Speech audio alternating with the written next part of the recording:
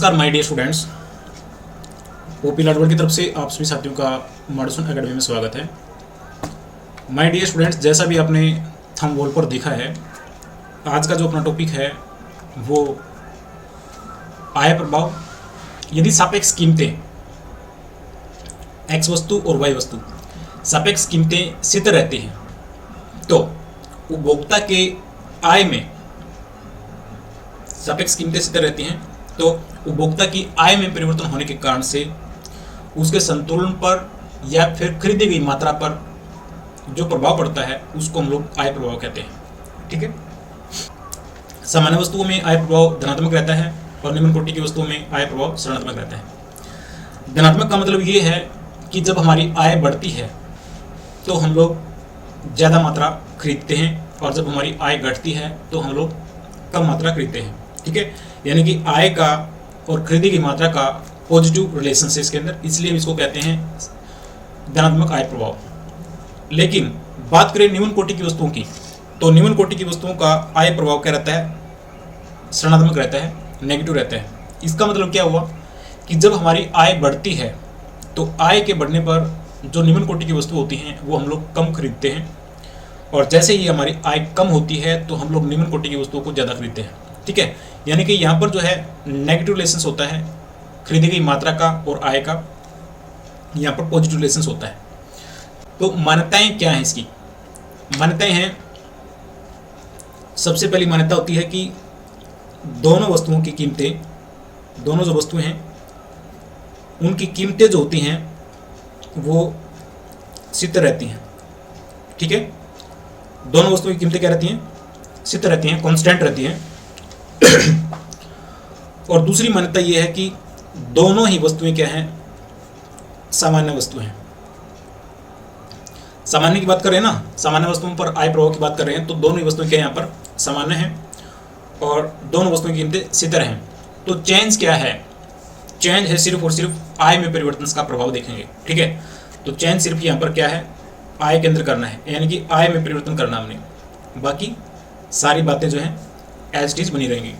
तो देखिए, सबसे पहले लेते हैं हम यहाँ पर आय में वृद्धि का। आय में वृद्धि की बात करते हैं। ठीक है, तो आय में वृद्धि जब होती है तो कैसे होती है? देखिए, हमने कल जो है ना बजट लाइंस की बात की थी। अगर आपने वो पहले वाला प्रश्न देखा है तो ये टॉपिक भी बिल्कुल आपको आसान लगेगा, अगर नहीं देखा तो उसको देख लीजिएगा। ठीक है, देखिए सबसे पहले हम लोग ग्राफ ड्राइव करते हैं एक बार, मतलब ग्राफ के ऊपर डिस्कस करते हैं। ये हमारी ओ एक्सिस है और ये वाई एक्सिस है। ओ एक्सिस और वाई एक्सिस। ओ एक्सिस के ऊपर हमने क्या लिया? क्वांटिटी लिया, क्वांटिटी ऑफ एक्स। ठीक है, और यहाँ पर जो है ना हमने क्या लिया है? क्वांटिटी ऑफ वाई भी ले सकते हैं या फिर प्राइस भी कह सकते हैं। ठीक है, और ये जो है हमारी एक बजट लाइन से ए बी जो है अपने पास में एक बजट लाइन है। कल हमने संतुलन की बात की थी तो उसके अंदर डिस्कस किया था कि एक उपभोक्ता संतुलन में वहाँ पर होता है जहाँ पर बजट लाइंस और इंडिफरेंस कर्व आपस में टच करते हैं। तो एक इंडिफरेंस कर्व भी हमने यहाँ पर लेना पड़ेगा संतुलन के लिए, इक्विलिब्रियम के लिए। तो ये ले लिया हमने इंडिफरेंस कर्व। ठीक है, IC indifference curve A B budget lines को ई बिंदु के ऊपर स्पर्श करता है। तो एक उपभोक्ता जो है संतुलन में है यहाँ पर, यानी कि ओ क्यू क्वांटिटी लेता है यहाँ पर और इसकी लेता है यहाँ पर वाई, ओ वाई क्वांटिटी लेता है। ठीक है, अब क्या होता है कि आय में वृद्धि हो जाती है। आय में जब वृद्धि होती है तो क्या होता है कि हमारी जो बजट लाइन्स है वो क्या होगी? दाईं ओर खिसक जाती है। तो ए बी बजट लाइन जो है वो हो जाती है हमारी A1 B1। ठीक है, आय में वृद्धि के कारण से क्या होती है? बजट लाइन्स ए बी जो है A1 B1 बन जाती है। तो अब क्या होगा? हमारा इंडिफरेंस कर्व भी बजट लाइन्स के ऊपर ही जाएगा। यहाँ पर आ जाता है IC1 और यहाँ पर बिंदु होता है हमारा E1। और E1 क्या दिखाता है? क्वांटिटी ऑफ x जो है के ऊपर x1 कर देता है और यहाँ पर y की y1 कर देता है। ठीक है, ये तो यहाँ पर क्या दिखाया हमने? जब आय में वृद्धि होती है तो एक उपभोक्ता ऊंचे तटस्थ वक्र के ऊपर चला जाता है। अब ऊंचा तटस्थ वक्र क्या करता है? ऊंची संतुष्टि देता है और निचला तटस्थ वक्र जो है नीची संतुष्टि देता है। ठीक है, ये हमने देख लिया। इसके अंदर अगर ये ई और ई वंस को मिलाते हैं तो एक कर्व निकलता है जिसको हम बोलते हैं इनकम कंजप्शंस कर्व। ठीक है, इनकम कंजप्शंस कर्व। तो ये होता है हमारा इनकम कंजप्शन कर्व, आय उपभोग वक्र। ये तो है आय में वृद्धि होती है तब की बात। ठीक इसी प्रकार से अगर हम बात करें आय में कमी होती है तब क्या होता है, तो इसका अपोजिट बन जाता है। ठीक है, ये हमारी क्या है, वो एक्सिस है, ये वाई एक्सिस है। आय में अब कमी करते हैं। ठीक है, आय में कमी कर देते हैं, कमी। तो पहली जो है हमारी बजट लाइंस क्या है, पहली बजट लाइंस ये है हमारी। ठीक है, ये बजट लाइन है हमारी ए बी, और ए बी के ऊपर quantity of x, x goods की यहाँ पर लिया, और यहाँ पर जो है ना वाई हमने एस की लिया, वही चीज़ें। ठीक है, इंडिफरेंस कर्व जो है ए बी बजट लाइंस को यहाँ पर टच करता है। इसका मतलब क्या है कि यहाँ पर ये उपभोक्ता जो है संतुलन के ऊपर है, आईसी के ऊपर। IC indifference curve A B budget lines को ई के ऊपर टच करता है, और यहाँ पर क्या करता है, इतनी क्वांटिटी लेता है। ठीक है, अब क्या होता है कि आय में हम कमी कर रहे हैं। आय जब कमी होती है तो क्या होता है, बजट लाइंस ए बी है वो बाईं तरफ आ जाती है। ठीक है, आय में कमी है तो उपभोक्ता क्या करेगा, पहले के मुकाबले कम वस्तुओं का उपभोग कर पाएगा, कम वस्तुओं को खरीद पाएगा। इसका मतलब जो ना पहले से निचले प्रस्तावकर के ऊपर आ जाता है, पहले से निचली बजट लाइंस के ऊपर आ जाता है। तो बजट लाइंस जो है ना आय में कमी के कारण से नीचे आ जाती है, यहाँ ऐसे करके। ठीक है, तो ये हो जाता है A1 B1, नई बजट लाइन आ जाती है जब हमारी आय में कमी होती है। तो अब A1 B1 के ऊपर नया इंडिफरेंस कर्व निकल के आता है, ये वाला।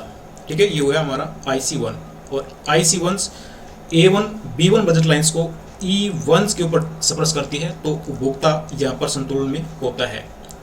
ठीक है, क्यों, क्योंकि यहाँ पर संतुलन की जो शर्तें थी कल हमने देखा था, दो शर्तें थी। एक तो ये थी कि इंडिफरेंस कर्व बजट लाइंस को सप्रेस करता हो, और दूसरी शर्त थी कि इंडिफरेंस कर्व जो है मूल बिंदु की ओर ऊंटोदर होना चाहिए। दोनों ही कंडीशंस यहाँ पर पूरी हो रही हैं, तो यहाँ पर जो है एक उपभोक्ता संतुलन में होता है E1 के ऊपर।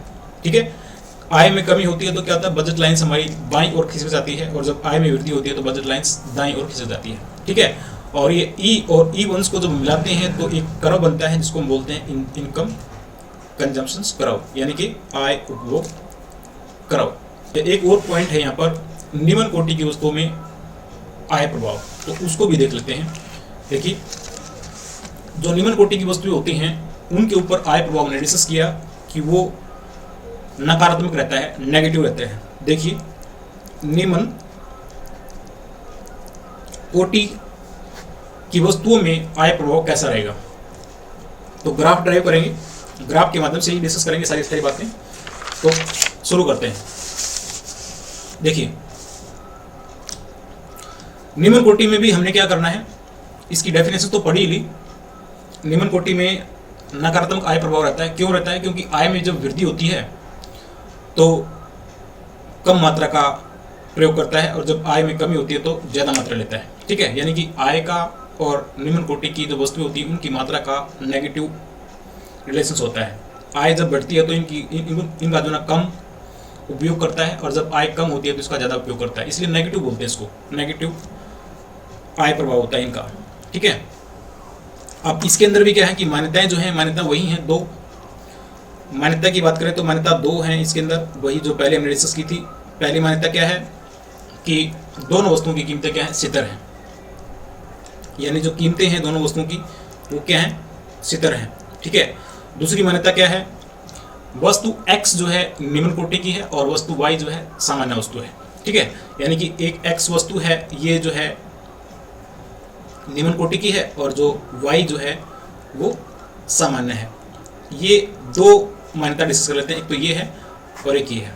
ठीक है, निम्न कोटि की वस्तुओं के ऊपर आय प्रभाव को जानने के लिए ग्राफ लेते हैं। ठीक है, क्या होता है, सृजनात्मक तो होता ही हमें पता है इस बात का, लेकिन सृजनात्मक कैसे, तो देखिए हमारा पहले का जो है स्टेटस ये है, ये एक्सिस है और ये वाई एक्सिस है। ठीक है, और ये हमारी क्या है, बजट लाइन है, प्रारंभिक बजट लाइन है अपने पास में, ये वाली AB प्रारंभिक बजट लाइन से, और इसके ऊपर इंडिफरेंस कर्व है हमारा यहाँ पर IC1, ठीक है, IC है। IC और AB बजट लाइन्स जो है ना आपस में स्पर्श कर रही हैं E1 बिंदु के ऊपर, और उपभोक्ता X गुड्स की जो क्वांटिटी लेता है वो कितनी लेता है, OQ लेता है, OQ क्वांटिटी लेता है, ठीक है। अब जैसे ही हम क्या करते हैं, आय में वृद्धि कर देते हैं। आय में वृद्धि का मतलब क्या होता है कि जो हमारी बजट रेखा है AB, ये दाईं ओर खिसक जाती है, ठीक है। तो दाईं ओर इसको हम लोग ले जाते हैं ऐसे करके, ठीक है। यानी जो AB बजट लाइंस थी ये हो जाती है हमारी A1 B1। आय में वृद्धि का क्या प्रभाव पड़ा, किसके ऊपर, निम्न कोटि की वस्तु के ऊपर, ठीक है। आय में वृद्धि होती है तो उपभोक्ता पहले के मुकाबले कम वस्तुओं का उपभोग करता है। इसका मतलब हमारा जो बजट जो AB है, A1 B1 बजट लाइन्स है, इसके इस बिंदु के ऊपर उपभोक्ता संतुलन पे आ जाता है। यानी कि यहाँ पर IC1 जो है A1 B1 बजट रेखा को स्पर्श करता है इस बिंदु के ऊपर, ठीक है। ये बिंदु क्या दिखाता है कि उपभोक्ता पहले के मुकाबले X वस्तु की मात्रा कम खरीदता है, ठीक है। अब यहाँ पर जो है ये पॉइंट्स लेके आते हैं, तो अब क्वांटिटी लेता है OQ1 लेता है, ठीक है। जो कि पहले कितने लेता था, OQ लेता था, लेकिन अब कितने लेता है, OQ1 लेता है। इसका मतलब ये है कि आय में वृद्धि के कारण से उपभोक्ता जो है OQ क्वांटिटी कम कर देता है, ठीक है, आय में वृद्धि के कारण से। तो ये होता है निम्न कोटि की वस्तुओं में आय प्रभाव सृजनात्मक, ठीक है। अब इन बिंदुओं को हम लोग मिलाएंगे, यानी कि इसको मिलाएंगे, ठीक है। यानी कि ये जो E और E1 को जो मिलाएंगे तो हमारा इनकम कंजप्शन कर्व निकलेगा। तो ये कैसा होगा, ये नेगेटिव जाएगा, ठीक है। नेगेटिव का मतलब कि ये ऐसे उल्टा जाएगा, ठीक है। इसको इस प्रकार से लेके जाएंगे, ऐसे, ये इस प्रकार से होता है, ठीक है। ICC ये होता है हमारा निम्न कोटि की वस्तुओं में आय प्रभाव, नेगेटिव है, ठीक है। ये पॉजिटिव नहीं गया, इनकम कंजप्शन कर्व नेगेटिव गया है। और इसी प्रकार से अगर हम बात करें, दूसरी वस्तु क्या है हमारी,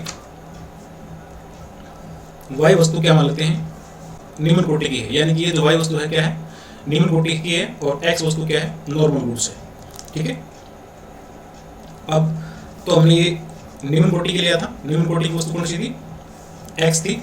अब ये मान लेते हैं कि जो Y वस्तु है वो निम्न कोटि है, ठीक है, निम्न कोटि की है। तो इसके ऊपर प्रभाव कैसे पड़ेगा, इसको हम लोग कैसे दिखाएंगे। अब देखिए, बजट लाइन्स हमारी पहले की जो है ना वो ये है AB बजट लाइन्स है स्टार्टिंग में। तो इसके ऊपर जो है उपभोक्ता संतुलन में है इस बिंदु के ऊपर, यहाँ पर E बिंदु के ऊपर, यहाँ पर जो है ना उपभोक्ता इतनी क्वांटिटी ले रहा है, ठीक है। इसकी बात कर रहे हैं ना, इसकी बात कर रहे हैं, Y की बात कर रहे हैं, तो Y के ऊपर कितने लेता है, इतने लेता है, ठीक है। ये जो है OQ क्वांटिटी ले रहा है। हम बात कर रहे हैं Y वस्तु की, यानी Y वस्तु के यहाँ पर निम्न कोटि की है, तो Y के ऊपर हमने प्रभाव देखना है। पहले जो है ना OQ क्वांटिटी लेता है, ठीक है। इसकी बात नहीं करेंगे, X गुड्स की बात नहीं करेंगे, सिर्फ और सिर्फ Y गुड्स की बात करेंगे। तो पहले इतनी लेता है। अब जैसे ही हमारी आय में वृद्धि हो जाती है, आय में वृद्धि होती है तो क्या होता है, बजट लाइन जो है ना AB1 हो जाती है। ये हो गया हमारा A1 B1। तो अब जो है इंडिफरेंस कर्व हमारा यहाँ पे आ जाता है, ऐसे करके यहाँ पर आ जाता है, ठीक है।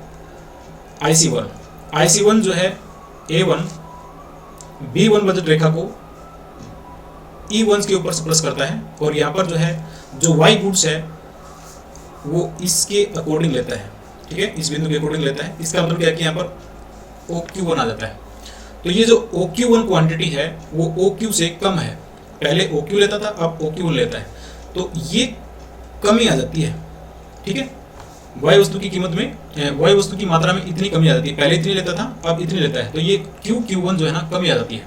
यानी कि निम्न कोटि की वस्तु जो होती है उसमें जब हमारी आय बढ़ती है तो मात्रा कम खरीदता है, और जब आय में कमी होती है तो हम लोग ज़्यादा खरीदते हैं, ठीक है। इसका अपोजिट ले सकते हैं, बिल्कुल ठीक इसी प्रकार से बनेगा, इन्हीं मान्यता को नज़र में रखते हुए, मद्देनजर रखते हुए।